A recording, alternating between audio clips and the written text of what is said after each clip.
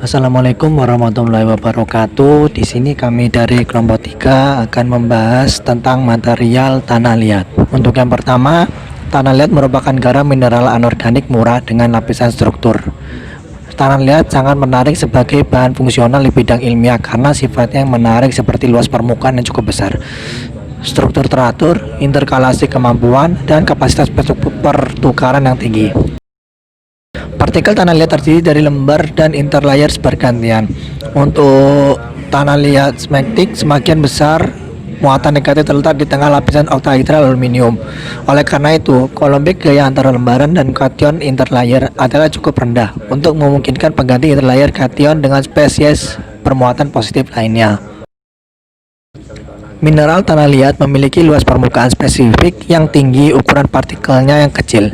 Melalui modifikasi permukaan dengan kation anorganik atau organik, turunannya sangat baik sorben untuk banyak senyawa organik, termasuk beberapa yang beracun atau herbisida berbahaya bagi lingkungan seperti atrazin, kloridazon, alaklor, dan lain sebagainya.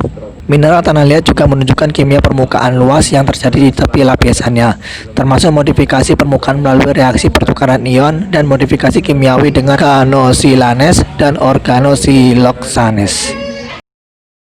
Baik, selanjutnya adalah proses eksperimental. Material hibrida clay dieri lantene disintetis melalui pertukaran ion dengan kation dieri lantene dalam suspensi tanah liat berair. Tanah liat natrium monomerloid standar yang dimurnikan dengan kapasitas pertukaran kation 1,19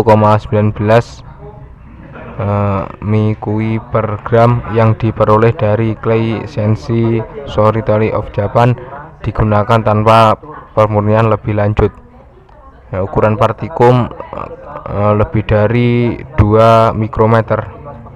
1 garam bubuk monomerloid didispersikan dengan 500 ml air suling dan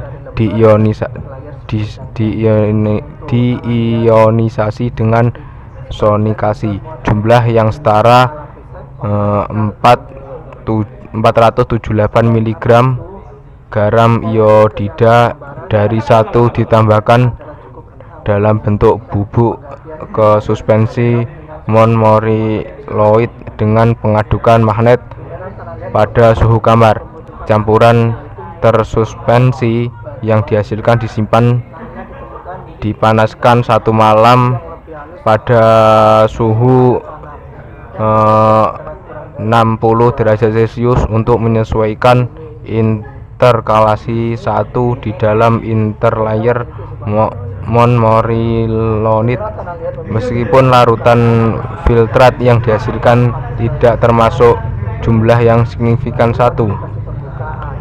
Endapan coklat mudah diionisasi dengan filter membran dengan ukuran pori 0,20 mikrometer dengan dikeringkan semalam dalam vakum pada suhu kamar untuk menghasilkan material hibrida tanah liat kering dalam bentuk padat.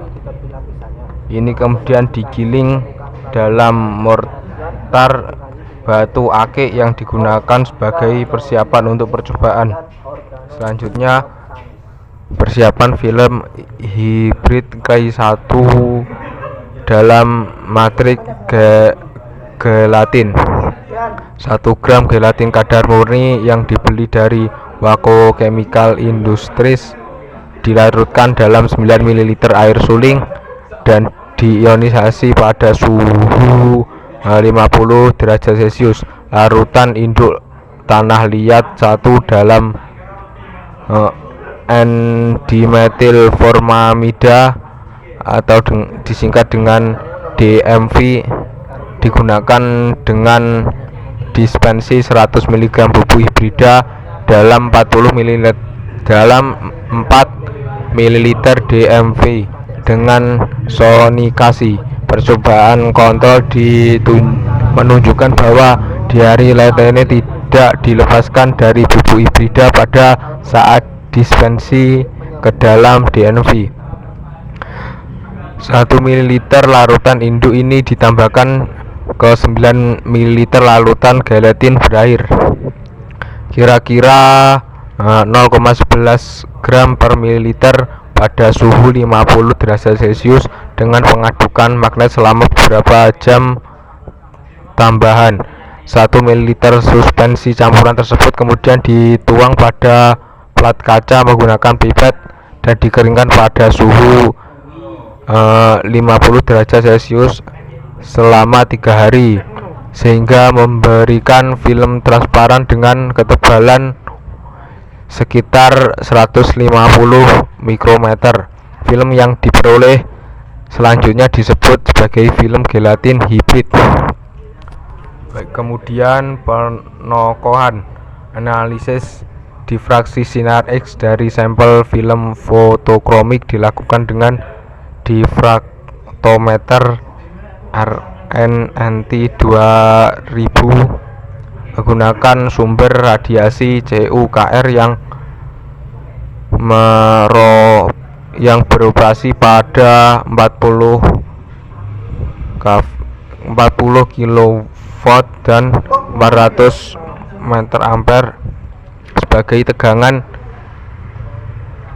dan arus yang diberikan. Spektrum serapat dicatat di wilayah 350 sampai 50 nanometer pada spektrofotometer JASVCO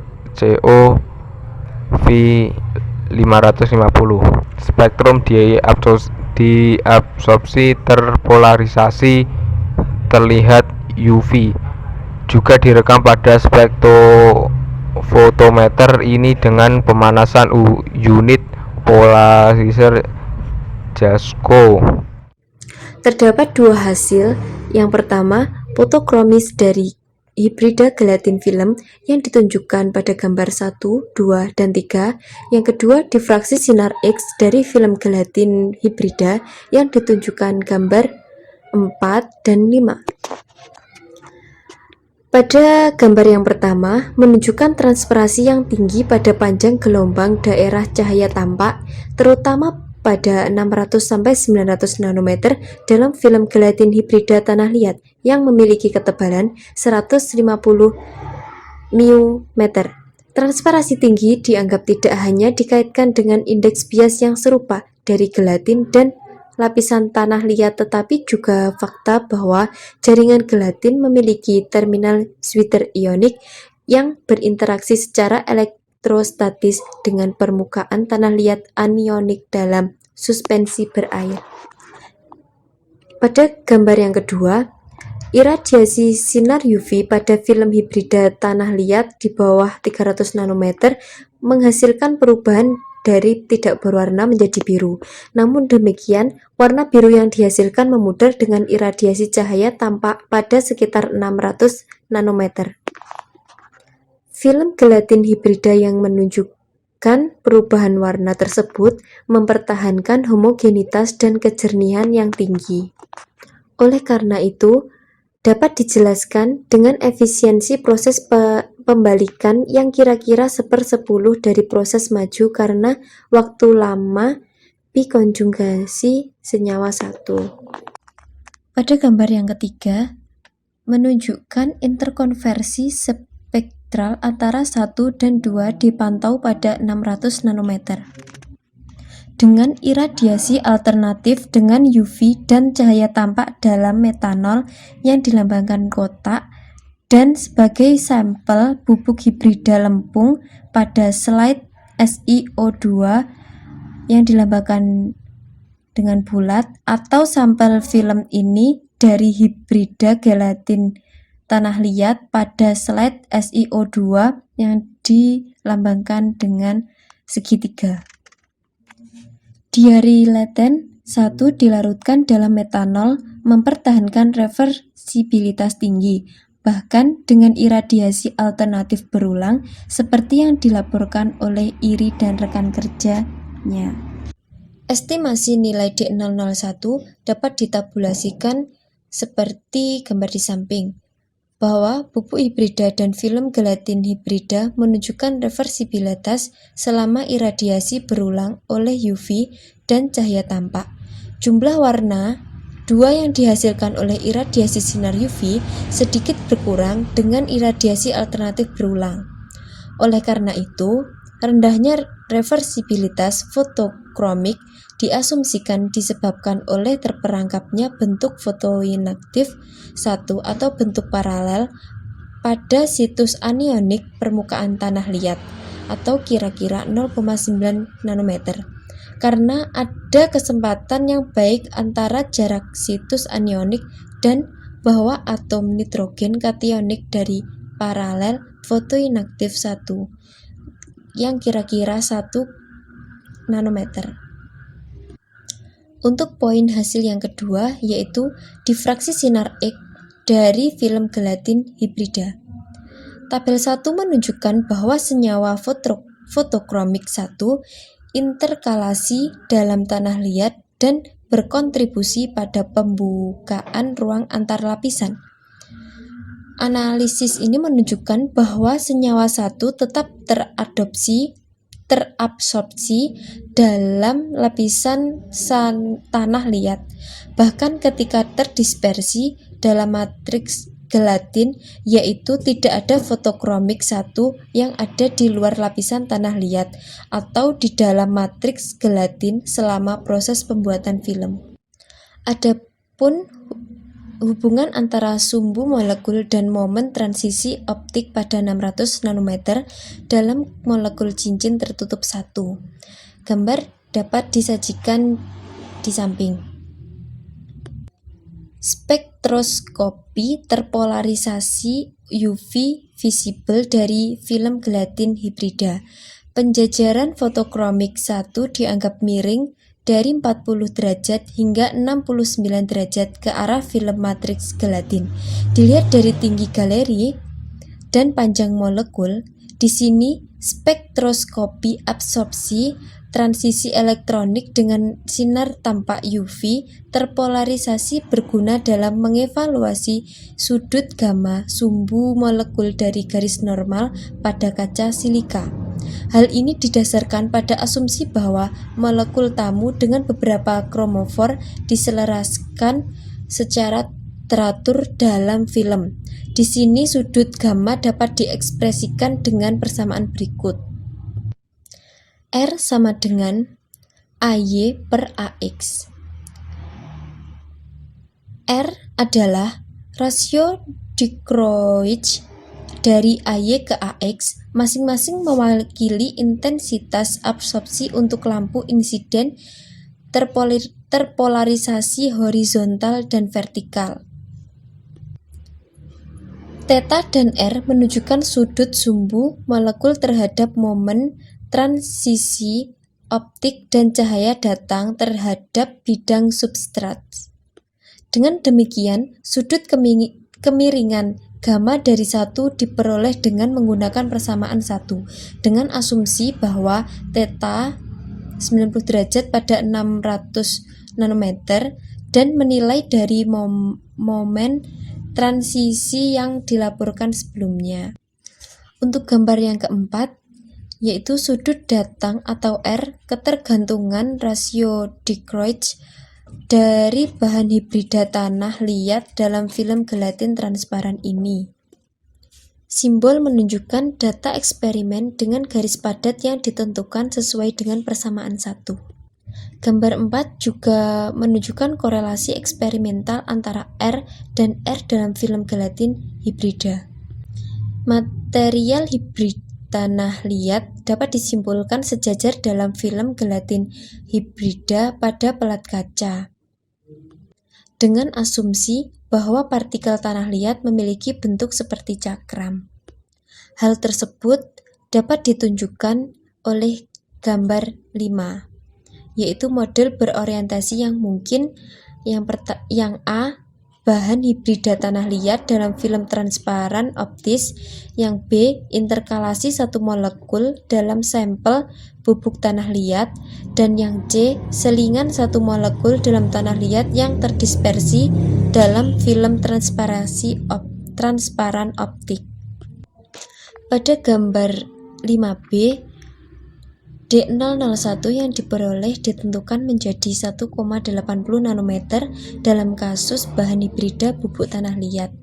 Perbedaan 0,37 nanometer antara nilai D001 film hibrida gelatin dan bubuk clay 1 menunjukkan bahwa DMF dimasukkan sebagai lapisan tunggal bersama-sama dengan lapisan tamu 1 pada material hibrida tanah liat.